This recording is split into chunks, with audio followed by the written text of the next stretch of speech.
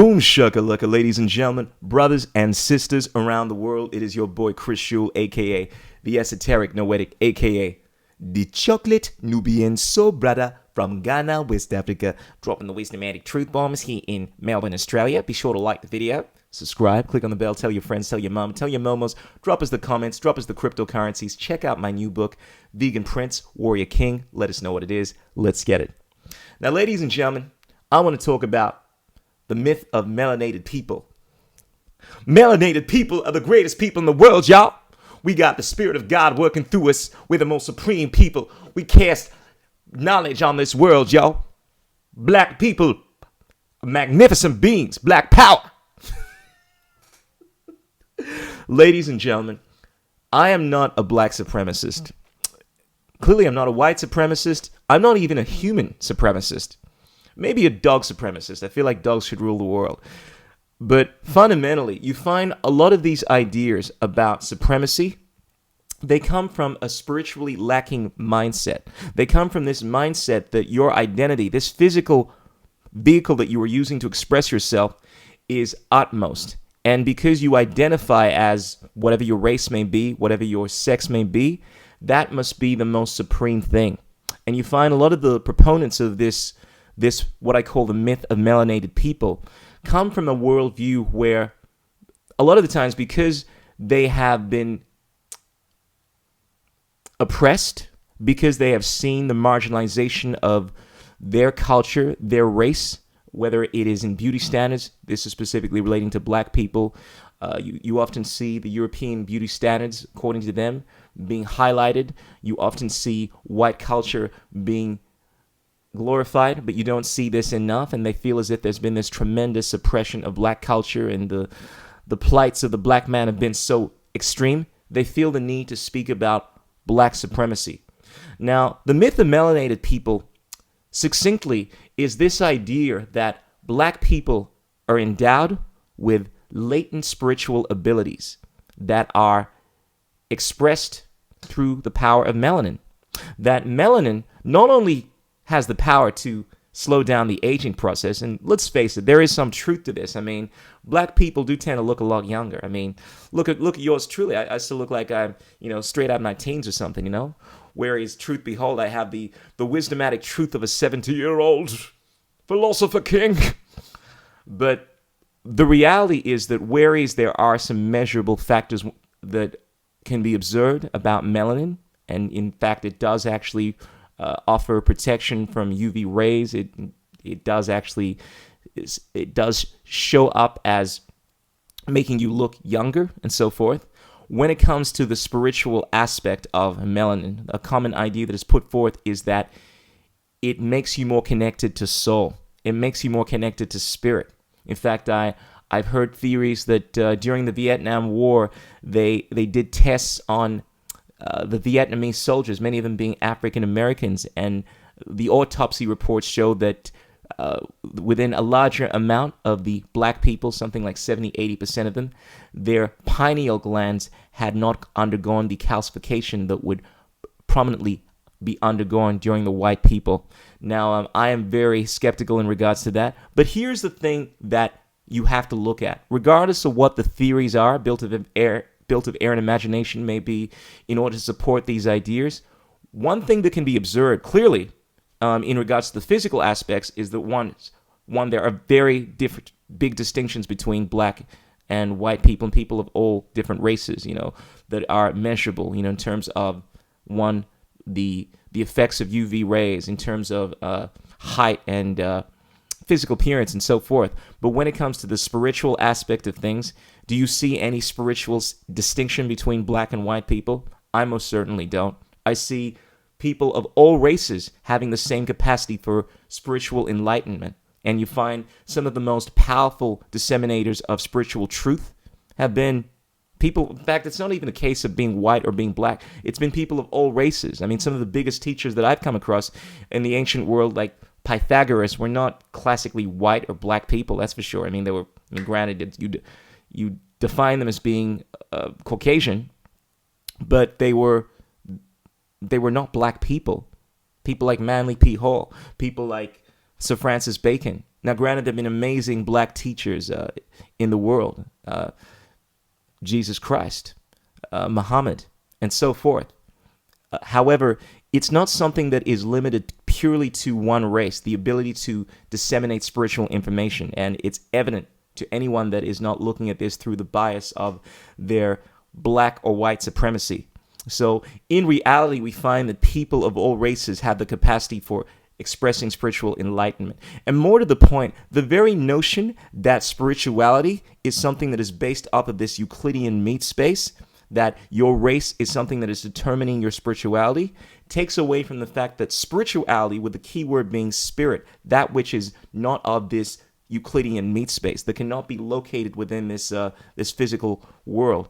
It is that which is of the spirit. It takes away from that concept. The spirit is not about your physical body. These bodies are simply acting as a conduit towards the spiritual light that is manifest within each and every single one of us. And it is the most low rung of spiritual foresight to look at your spiritual hood as being a product of your physiology.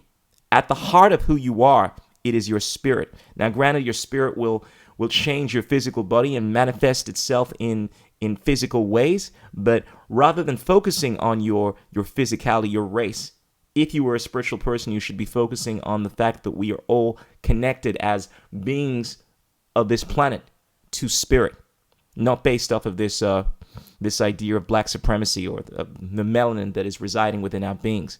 Now, some of the things that I often hear perpetuated by people that support the myth of melanated people is that everything is related to blackness. I often hear people saying the sun is black, that aliens are black, that anything that was of great importance in this world came from black people.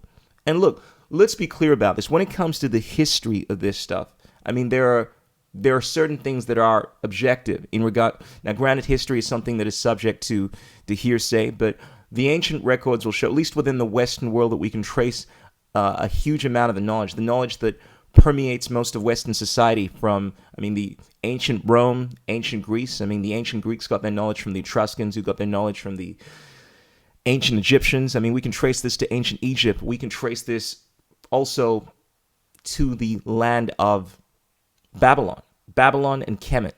Kemet is ancient Egypt, Africa, this world that so much of information came from, but Babylon. But that being said, just because these people had a hue that was perhaps more melanated, doesn't mean that all knowledge came from this part of the world. We can also find the oldest civilizations within Ireland, within the Irish folklore. If you were familiar with their mythology, they basically speak about the Tuatha De Danann, those that came from Hyperborea, the extreme north. That's what it means. But according to the legends, these were remnants of the Atlantean civilization, and these people had more Nordic-like features. The idea of saying that all of history, all of humanity is based off of black culture is missing part of the picture here.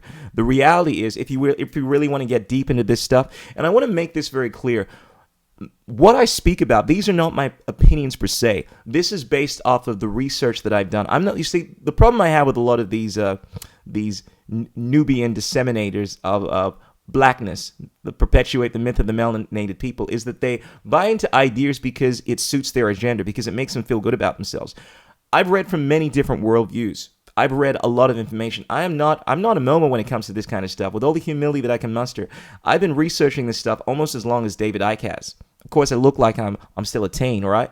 But ladies and gentlemen, I started at a very young age. I've been delving into this stuff with passion for over 30 years. And I've gone through many different texts, the hermetical sciences dealing with the philosophy underpinning most of Western civilization, but the legends of the Anunnaki, the Celtic mythology. I've gone through the Enuma Elish, gone through the Nagamandi texts. I've gone through a lot of information pertaining to the history of the world, and that's given me this broad understanding, particularly when we're looking at the extraterrestrial origins of humanity, that we are not just seeded by what we would call these beings of a blackness that's a common theme that's perpetuated by people that are supporting the myth of melanated people. But human origins come from many different races, quite possibly from the Nordics. When we are speaking about the Anunnaki, by the way, which is what I always reference when I'm speaking about those beings that came from afar that essentially seeded humanity, is we're speaking about many, many different species of extraterrestrials. Some that had features that were more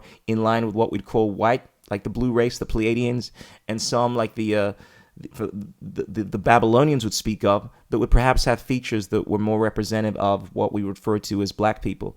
But that being said, bearing in mind that we, according to these legends, and these are once again ideas that I have found within, and they're not ideas per se, these are essentially records. There are 30,000 texts all pointing to the idea that we've been visited by extraterrestrials and so forth, and it sounds fantastical, but I just want to make it clear that these are not my opinions. And to digress, what I'm speaking about when I speak about the origins of mankind, and when I speak about our connections to certain races and so forth, and the genetic manipulation that we've undergone, is I'm speaking about records.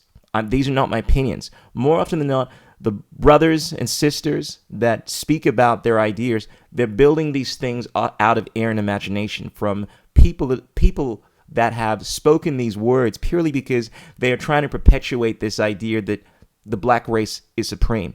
I'm perpetuating the idea that, well, one, we are all living under the same skies, and that is obviously the truth, and that regardless of what religion you come from, race you come from, we can ascertain what the truth is. And the truth, based off of my knowledge, my understanding, has shown me that the human origins are that of many different races, many different species, and it's not a black or white thing. So yeah, fundamentally, when we are speaking about the myth of the melanated people, fundamentally, most of the ideas that are perpetuated are built of air and imagination. There are things that are evidently obvious. One is that there are distinctions between different races, but there are more commonalities than there are distinctions. I mean, regardless of whether or not you were Asian, you were black, you are whatever you might be, yellow, you'll find that there's supposed to be, at least within the mainstream understanding, only about 2% of variation between the genetic makeup of these races. Fundamentally, we have far more commonalities. But more importantly, that doesn't determine your spiritual hood. The most important aspect of your spirituality, as far as I'm concerned, is your connectedness to spirit and the moral core to how you live your life. That is at the heart of spirituality.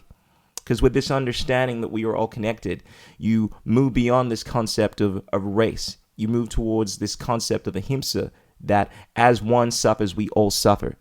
And this is the greatest truth within the ancient hermetical knowledge. Not this idea that by being black you have more soul, and therefore you are somehow supremely better than those that are non-melanated.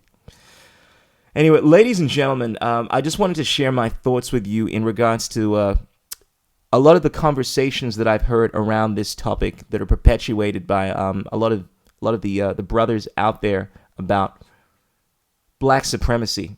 To quote Martin Luther King, black supremacy is just as bad as white supremacy. If you were someone that is perpetuating this idea that you are superior to someone based off of your race in terms of spiritualhood, you have lost the very idea of what it means to be a spiritual person. And you will find, and I will debate anyone that wants to make any of these arguments, because I've found time and time again that most of these people that perpetuate this stuff, people like Nick Cannon, I find these are the undertones that are found within people like Louis Farrakhan. They have a very bad understanding of ancient knowledge.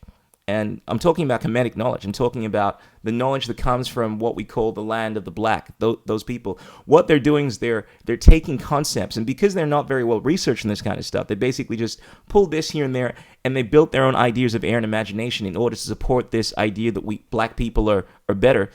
They're often unable to support any of the things that they say.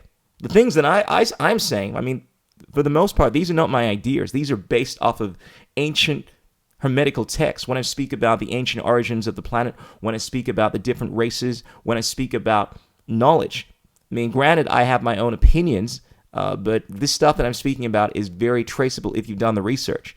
If you have not done the research, you will have this idea that melanin, which is a thing. Melanin is something that we all have, mind you. But yes, you find that people that have darker pigmentation tend to have more melanin. And yes, it protects them from the harmful effects of UV radiation. And it changes the color of your skin and so forth. And it even makes you look younger. It may even make you age, this is dubious, but age less.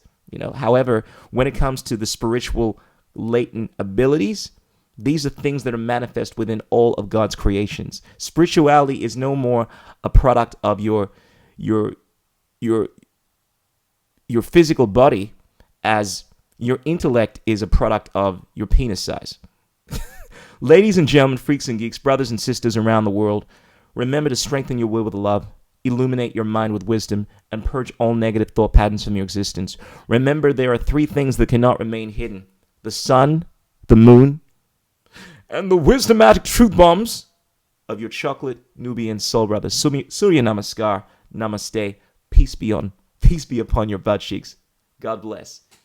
And drop those comments. Share this video. Tell your mom. Tell your friends.